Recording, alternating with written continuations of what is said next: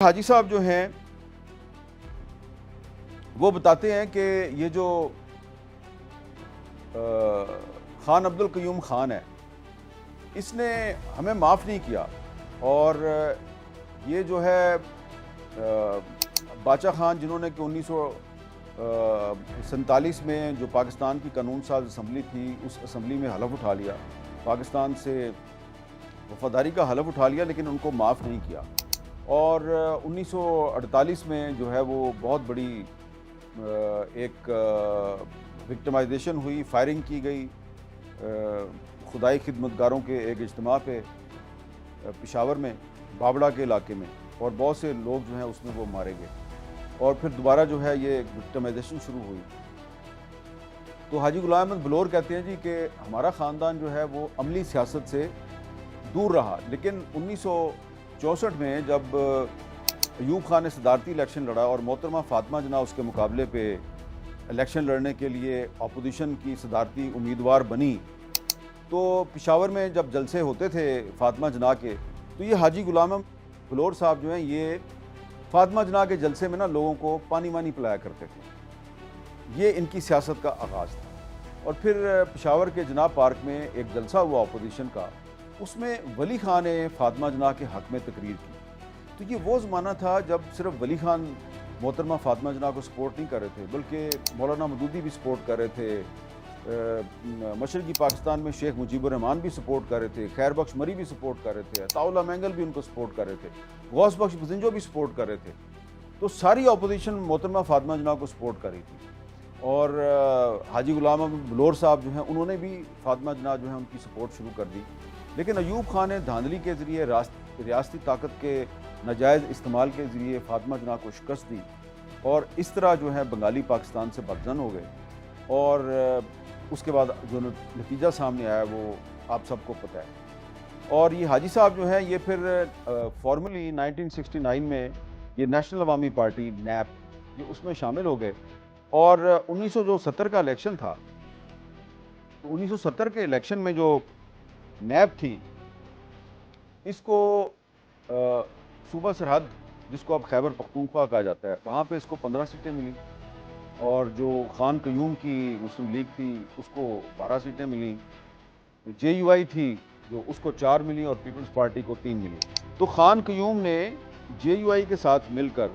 اور Peoples party کے ساتھ مل کر حکومت بنانے کے لیے کوشش شروع کی۔ تو جے یو آئی جو ہے وہ اس سے وزارت خزانہ مانگ رہی تھی، خان قیوم چاہتا تھا کہ وہ چیف منسٹر بھی بنے گا اور خزانے کا محکمہ بھی اپنے پاس رکھے گا، تو اس لیے مذاکرات کامیاب نہیں ہو رہے تھے۔ تو جو نیب کے لیڈر تھے ولی خان، انہوں نے ایک سیاسی چال چلی، اور انہوں نے جو جے یو آئی کے سربراہ تھے مولانا مفتی محمود ان سے رابطہ کیا اور ان سے کہا جی ہم آپ کو چیف منسٹر بنا دیتے ہیں، بھلے ہماری 15 سیٹیں ہیں آپ کی صرف 4 ہیں، ہم آپ کو چیف منسٹر بنا دیتے ہیں، آپ ہمارے ساتھ مل کے حکومت بنائیں۔ جے یو آئی مان گئی، اور مولانا مفتی محمود جو کہ مولانا فضل الرحمان کے والد ہیں وہ چیف منسٹر بن گئے۔ اس طریقے سے جو نیب ہے اس نے خان قیوم کا راستہ روکا، اس کو دوبارہ چیف منسٹر نہیں بننے دیا، اور بلوچستان میں عطاء اللہ مینگل جو ہیں وہ نیب کے چیف منسٹر بن گئے، غوث بخش بزنجو جو ہیں وہ گورنر بن گئے، اور وہاں پہ بھی جے یو آئی کے ساتھ مل کر ایک مخلوط حکومت بنائی گئی۔ اب یہ جو نیب کی 2 صوبوں میں حکومت تھی، نیب اور جے یو آئی کی ایک مخلوط حکومت تھی 2 صوبوں میں، اس مخلوط حکومت نے جو مرکز میں ذوالفقار علی بھٹو کی حکومت تھی اس کے ساتھ مل کر 1973 کا آئین منظور کروایا۔ نیب کی حکومت نے 2 صوبوں میں اردو کو دفتری زبان بنانے کے حق میں اسمبلیوں سے قراردادیں منظور کی، لیکن آپ جانتے ہیں کہ اگر آپ بھٹو صاحب کی ایک کتاب پڑھیں اف آئی ایم اسیسینیٹڈ، اور ایک دوسری کتاب ہے ان کی ریومر اینڈ ریالٹی، تو ان دونوں کتابوں میں بھٹو صاحب نے بھی یہ لکھا ہے کہ مجھ پر دباؤ تھا جرنیلوں کا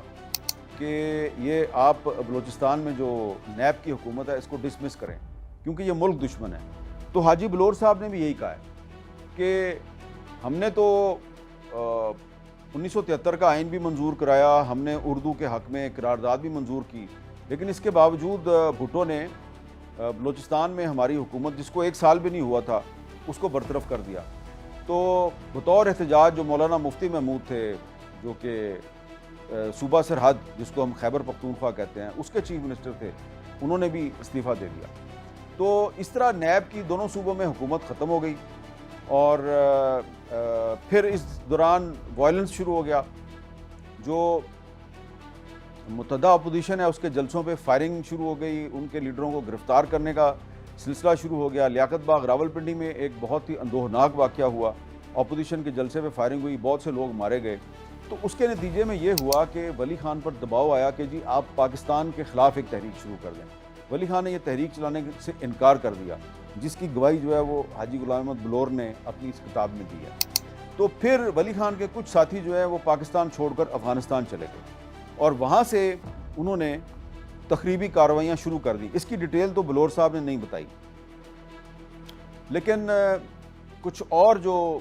عینی شاہد ہیں جو کہ اس وقت نیب میں شامل تھے اور اجمل خٹک کے ساتھ کابل میں موجود تھے، جیسے کہ جمعہ خان صوفی ہیں، انہوں نے اپنی ایک کتاب ہے، اس میں انہوں نے بہت سی باتیں لکھی ہیں۔ کتاب کا نام ہے فریب ناتمام۔ تو اس میں انہوں نے یہ لکھا ہے جی کہ پھر ہم نے پشاور میں بیٹھ کر ایک منصوبہ بنایا، اور حیات محمد خان شیرپاؤ جو پیپلز پارٹی کے رہنما تھے، ان کو قتل کروانے کے لیے 2 بندے بھیجے گئے افغانستان سے، اور انہوں نے پشاور یونیورسٹی میں بم دھماکہ کیا جس میں حیات محمد خان شیرپاؤ شہید ہو گئے۔ حاجی غلام احمد بلور نے اس کی تفصیل تو نہیں لکھی، لیکن وہ یہ کہتے ہیں کہ شیرپاؤ کے قتل میں ان کو اور ان کے دونوں بھائیوں کو اور نیب کے بہت سے لیڈروں کو گرفتار کر لیا گیا، اور اس کے بعد پھر سپریم کورٹ آف پاکستان کے ذریعے نیب پر پابندی لگا دی گئی۔ اب آپ یہ دیکھیں کہ جو سیاسی عدم برداشت کا سلسلہ تھا یہ پاکستان ٹوٹنے کے بعد بھی جاری رہا۔ وہ نیب جس نے پاکستان کا آئین بنانے میں مرکزی حکومت کی مدد کی، جس نے اردو کو دفتری زبان بنانے کے لیے قراردادیں منظور کی، اس کی ایک حکومت کو ڈسمس کیا گیا، اور اس کے بعد ایک وائلنس کا سلسلہ شروع ہو گیا۔ یہ سارے جیلوں میں چلے گئے، حیدرآباد سازش کیس بن گیا جی، اس میں پوری نیب کی لیڈرشپ، حاجی غلام احمد بلور، خیر بخش مری، ولی خان، یہ سارے کے سارے لوگ گرفتار ہو گئے، یہ سب جیل چلے گئے۔ اور پھر جیل میں بیٹھ کر یہ سارے لوگ جو ہیں انہوں نے ایک نئی پارٹی بنائی، این ڈی پی، اور پھر بھٹو صاحب جو ہیں ان کے خلاف ایک تحریک منظم کی گئی 1970 کے الیکشن میں دھاندلی کے نام پر۔ اس میں مفتی محمود صاحب بھی تھے، اس میں یہ جو ولی خان کے ساتھی تھے یہ بھی تھے، اور بھی پارٹیاں تھیں۔ 1977 میں اپوزیشن نے ایک تحریک چلائی ذوالفقار علی بھٹو کی حکومت کے خلاف، اور وہ تمام لوگ جو بھٹو صاحب کی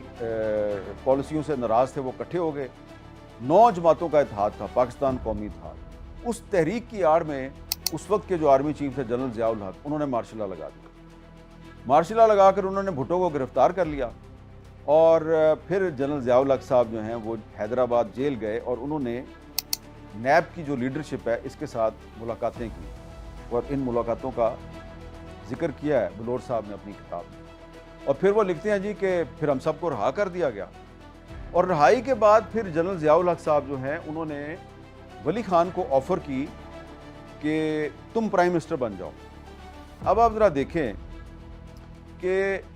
جنرل ضیاء نے ولی خان کو پرائم منسٹر بننے کی آفر کیوں کی؟ کیونکہ ان کو پتا تھا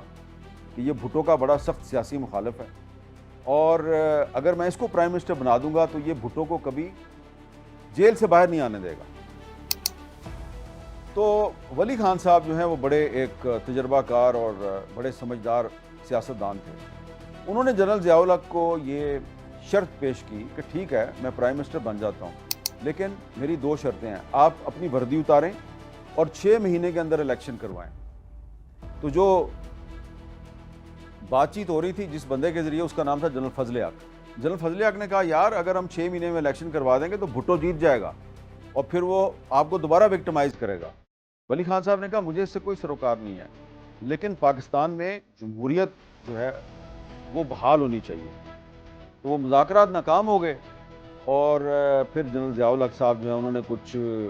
اسلام پسند طاقتوں کو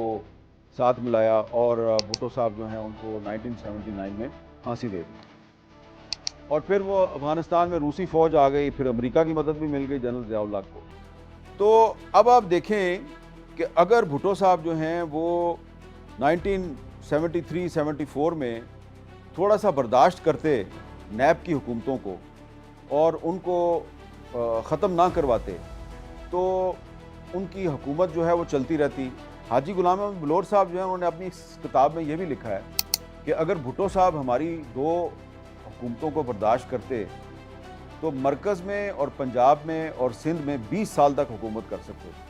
लेकिन उन्होंने हमारी बलूचिस्तान में हुकूमत ख़त्म की। उसके रद्दमल में हमारा जो चीफ मिनिस्टर था खैबर पख्तूनख्वा में मौलाना मुफ्ती महमूद, उसने भी इस्तीफ़ा दे दिया और भुट्टो साहब का ख्याल था कि नैब को ख़त्म कर दिया है और अब मैं बिला शिरकत गैर पूरे पाकिस्तान का मालिक बन गया हूँ, लेकिन ऐसा हुआ नहीं।